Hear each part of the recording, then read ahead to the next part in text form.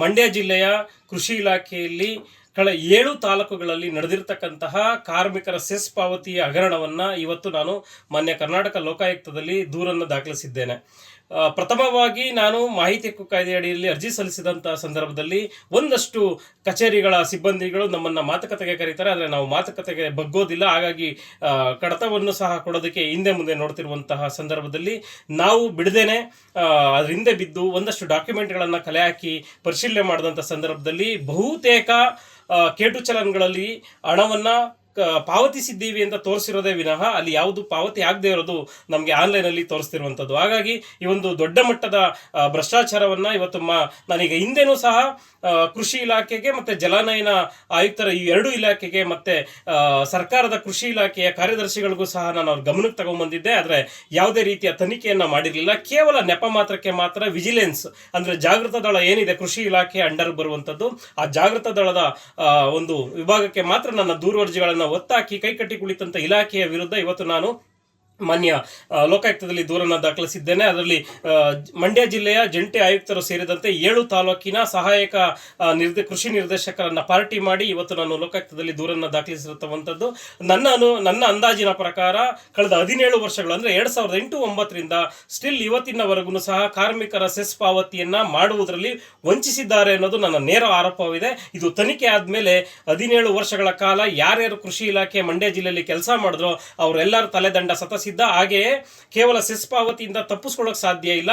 ಇದು ಯಾರು ತಪ್ಪಿತಸ್ಥ ಅಧಿಕಾರಿಗಳಿದ್ದಾರೆ ಅವರಿಂದ 18% ಪ್ರತಿ ಮಾಸಿಕವಾರು 18% ಬಡ್ಡಿ ಸಹಿತ ಅವರಿಂದ ವಸೂಲಿ ಮಾಡೋದಕ್ಕೆ ಕಾರ್ಮಿಕರ ಸೆಸ್ ಅಲ್ಲಿ ಒಂದು ಅವಕಾಶ ಇರುವಂಥದ್ದು. ಹಾಗಾಗಿ ಈ ಒಂದು ದೊಡ್ಡ ಮಟ್ಟದ ಹಗರಣವನ್ನ ಬಯಲಿಗೆ ತಂದಿದ್ದೇವೆ.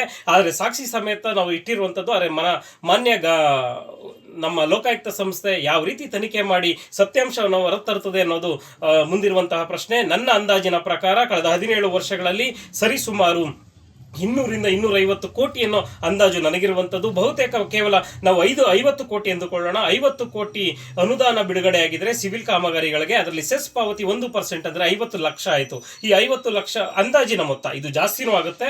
ಕೇವಲ ನಾನು ಒಂದು ಅಂದಾಜಿನ ಪ್ರಕಾರ ಹೇಳ್ತಿರುವಂಥದ್ದು ಈ 50 ಲಕ್ಷ ಹಣವನ್ನು ಬಡ್ಡಿ ಸಹಿತ ವಾಪಸ್ ಕಟ್ಟಿಸ್ತೀನಿ. ಜೊತೆಗೆ ಕ್ರಿಮಿನಲ್ ಮೊಕದ್ದಮೆ ಹಾಕೋವರೆಗೂ ಈ ಪ್ರಕರಣದಿಂದ ನಾವು ಹಿಂದೆ ಸರಿಯೋದಿಲ್ಲ.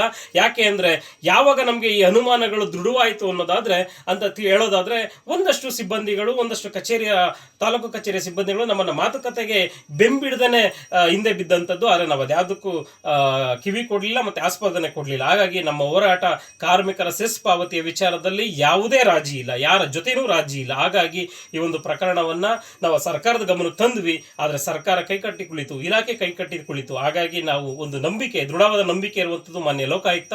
ಹಾಗಾಗಿ ಮಾನ್ಯ ಲೋಕಾಯುಕ್ತಕ್ಕೆ ಇವತ್ತು ನಾನು ದೂರನ್ನು ದಾಖಲಿಸತಕ್ಕಂಥದ್ದು. ನೋಡೋಣ ಮುಂದೆ ಈ ಹೋರಾಟ ಇಲ್ಲಿಗೆ ನಿಲ್ಲ. ಕೇವಲ ಲೋಕಾಯುಕ್ತ ಸಂಸ್ಥೆಗೆ ದೂರು ದಾಖಲಿಸಿದ ತಕ್ಷಣ ನಮ್ಮ ಹೋರಾಟ ನಿಲ್ಲೋದಿಲ್ಲ.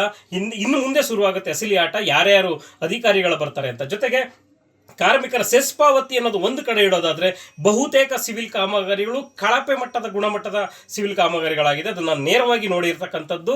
ತಾಲೂಕುಗಳಲ್ಲಿ ಒಂದಷ್ಟು ಜಾಗಕ್ಕೆ ಹೋಗಿ ಬಂದಿರತಕ್ಕಂಥದ್ದು. ಹಾಗಾಗಿ ಕೇವಲ ಸೆಸ್ ಪಾವತಿ ವಿಚಾರದಲ್ಲಷ್ಟೇ ನಾನು ಮಾನ್ಯ ಲೋಕಾಯುಕ್ತ ಸಂಸ್ಥೆಯ ಕದವನ್ನು ತಟ್ಟಿಲ್ಲ. ಇಲ್ಲಿ ತಟ್ಟಿರ್ತಕ್ಕಂಥದ್ದು ಪ್ರತಿಯೊಂದು ಸಿವಿಲ್ ಕಾಮಗಾರಿಗಳು, ತಡೆಗೋಡೆ ಇರ್ಬೋದು, ಹಲವಾರು ಸಿವಿಲ್ ಕಾಮಗಾರಿಗಳಿದ್ದಾವೆ, ಚೆಕ್ ಡ್ಯಾಮ್ಗಳಿರ್ಬೋದು, ಹಲವಾರು ಸಿವಿಲ್ ಕಾಮಗಾರಿಗಳು ಬಹುತೇಕ ಕಳಪೆ, ಹಳೆಯ ಬಿಲ್ಲು, ಹಳೆಯ ಫೋಟೋಗಳು, ಹೊಸ ಬಿಲ್ ಆಗಿರುವಂಥದ್ದು. ಅದು ಖಂಡಿತ ಇದನ್ನ ಸತಸಿದ್ಧ, ಇದನ್ನ ನಾವು ಪ್ರೂವ್ ಮಾಡಿ ತೋರಿಸ್ತೀವಿ. ಯಾಕೆಂದ್ರೆ ನಾವು ಸ್ಥಳೀಯವಾಗಿ ಕಣ್ಣಿಂದ ನೋಡಿರುವಂಥದ್ದು ಒಂದಷ್ಟು ಕಾಮಗಾರಿಗಳು ಇಲ್ಲದೇನೆ ಬಿಲ್ ಆಗಿರುವಂಥದ್ದು ಎಷ್ಟೋ ಉದಾಹರಣೆಗಳಿದೆ. ಇರಲಿ, ಅದನ್ನೆಲ್ಲ ಪಕ್ಕಕ್ಕೆ ಇಡೋಣ. ಇವತ್ತು ಮಾನ್ಯ ಲೋಕಾಯುಕ್ತ ಸಂಸ್ಥೆ ಮೇಲಿರುವಂತಹ ಒಂದು ಬಲವಾದ ನಂಬಿಕೆಯಿಂದ ನನ್ನ ದೂರು ಅರ್ಜಿಯಲ್ಲಿ ಹೋಗಿದೆ. ನೋಡೋಣ ಮುಂದೆ ಯಾವ ಹಂತದಲ್ಲಿ ತನಿಖೆ ಹೊರಬರ್ತದೆ, ಮತ್ತೆ ಸತ್ಯಾಂಶ ಹೊರಬರ್ತದೆ, ಮತ್ತೆ ಯಾರ್ಯಾರ ತಲೆದಂಡ ಆಗುತ್ತೆ ಅನ್ನೋದನ್ನ ಕಾದು ನೋಡಬೇಕಿದೆ. ಕರ್ನಾಟಕ ನ್ಯೂಸ್ ಡಿಜಿಟಲ್ ಚಾನಲ್ ಅನ್ನು ಈಗಲೇ ಸಬ್ಸ್ಕ್ರೈಬ್ ಮಾಡಿ. ಧನ್ಯವಾದಗಳು.